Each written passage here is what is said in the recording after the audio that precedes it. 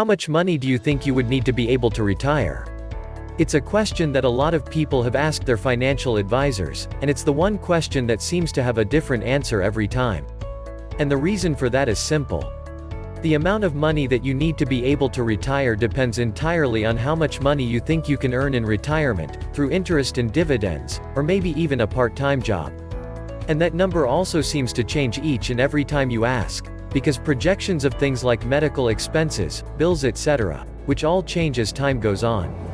And I'm sure those of you who are nearing retirement watching this video know that things like our expenses just seem to be going through the roof, particularly for retirees. But that doesn't really help us. It doesn't give us a goal to strive for as we're going through our working careers.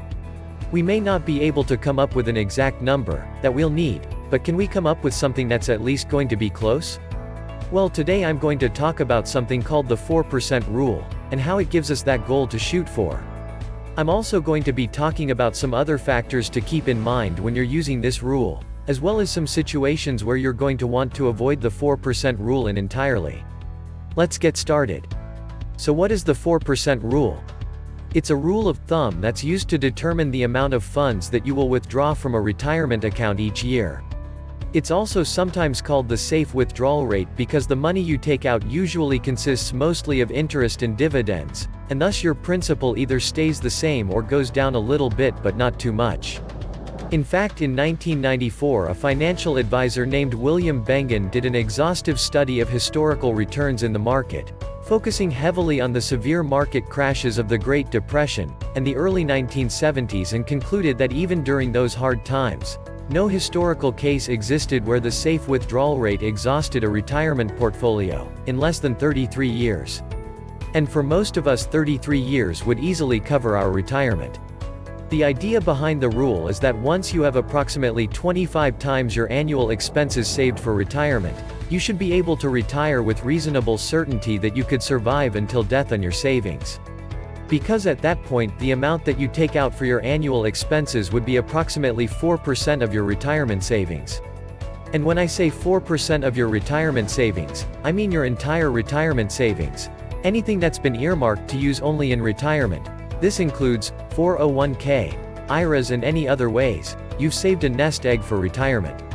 For example, if you had $450,000 in your 401k and $50,000 personal IRA, then you would have $500,000 in all of your retirement accounts, and your initial withdrawal on the first year retirement would be 4% of that $500,000 or $20,000. So some other factors that you're going to want to keep in mind when using the 4% rule, in addition to keeping an eye on your expenses, is to account for inflation. The 4% rule actually allows you to increase the amount you withdraw to keep pace with inflation.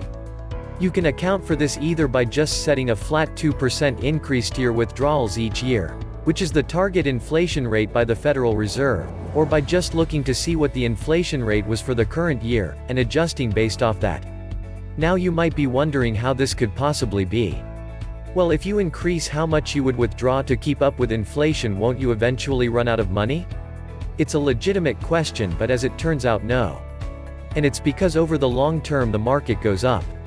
Now there are a lot of numbers that are thrown around by financial advisors about how much the market actually goes up. I've heard anything from 6 to 10% a year on average. I'm going to be conservative here and go with the 6% end of the scale. So let's go back to the example I've been using in the video. You start off retirement with $500,000 in savings, and in the first year of retirement you withdraw $20,000 or 4% of your savings. And I'm also using a compound interest calculator here, and it assumes that whatever you withdraw is withdrawn right at the start of the year. So the $20,000 is going to be withdrawn on January 1st of every year. I'm only noting that because it makes it a worst case scenario you were to say withdraw $20,000 over the course of an entire year, but you did it in installments of $1,600 each month, you would be able to earn interest on the rest of the money that you hadn't yet withdrawn throughout the rest of the year, and thus your ending net worth would end up being a little bit higher than it will be in this example. So on January 1st you withdraw $20,000, meaning you only have $480,000 left in your nest egg.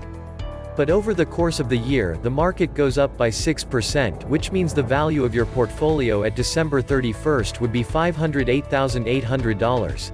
Now in year 2 of retirement you increase your withdrawal by 2%. So on January 1st of the second year of your retirement you withdraw $20,400. That brings your portfolio value down from $508,800 to $488,400. But again the market goes up 6%, which by December 31st brings the total value of your portfolio up to $517,704. If you were to continue to calculate this out for 30 years your ending net worth would be $787,716.90, almost $300,000 more than what you started with in retirement. But of course this is just a rule of thumb, so there are situations where you're going to want to avoid using this altogether. One of those situations would be if your portfolio consists of a lot more higher risk investments, than say your typical index funds and bonds that are usually in a retirement portfolio. This is because obviously a higher risk investment can go down a lot faster than your typical retirement portfolios, which can be extremely devastating especially early on in retirement. Also this rule of thumb only really works if you stick to it year in and year out. And if you're not going to be able to do that then you don't want to use this as your retirement goal, because even violating the rule for 1 year to splurge on a major purchase can have a severe effect on your retirement savings down the road because the principal from which the interest and dividends that you get to survive on, is compounded from or gets reduced. Let me give you an example of how this works. Say that in addition to taking out the $20,000 your first year in retirement, you decide to treat yourself with a new car and figuring that you'll be traveling a lot during retirement you want to get one that's good, big, and comfortable as well as reliable. So for this example let's say you get a new Toyota 4Runner for about $35,000. Now I know that you could probably find it for cheaper used one, but not everybody likes to buy used cars, and besides this is just an example. So you drop $35,000 on a new car and you still have to have money to live, so the $20,000 still does come out of your retirement, meaning that you only have $445,000 left over. Now admittedly the market still does go up about 6%, leaving you with a nest egg of $471,700 at the end of the year. And even if you were to stick to the 4% withdrawal rate for the rest of retirement, would be 30 years in this example, by the 27th year you would be taking out more than you earned in interest and dividends as well as how much the market went up. And by the 30th year of retirement you would withdraw $35,516, but with interest, dividends, and market appreciation your portfolio would have only gained $33,209 in value. And that could put you in a pretty dangerous position should the market go down for a couple years, or if you have some kind of medical emergency. Now I don't want to make it seem all bad. I mean unless you retired early, after 30 years in retirement you're probably in your 90s and don't need the money to last very much longer, and even in this example you still do end with $586,000. It could be worse, right? However, I do want to bring your attention to the difference that this made. This one purchase made your ending net worth that you could have left as inheritance to your children or grandchildren or even donated to charity go from $787,000 all the way down to $586,000. That's a difference of over $200,000. And all that's with just one splurge. I bet you wasn't expectation that. So that is why it is so important to get your calculations correct. Especially when it comes to wanting to spend that extra money. Anyway, I hope you enjoyed the video, and if you did or if you learned something be sure to like and subscribe. I've got a lot more of these coming out in the near future as well as some other fun stuff.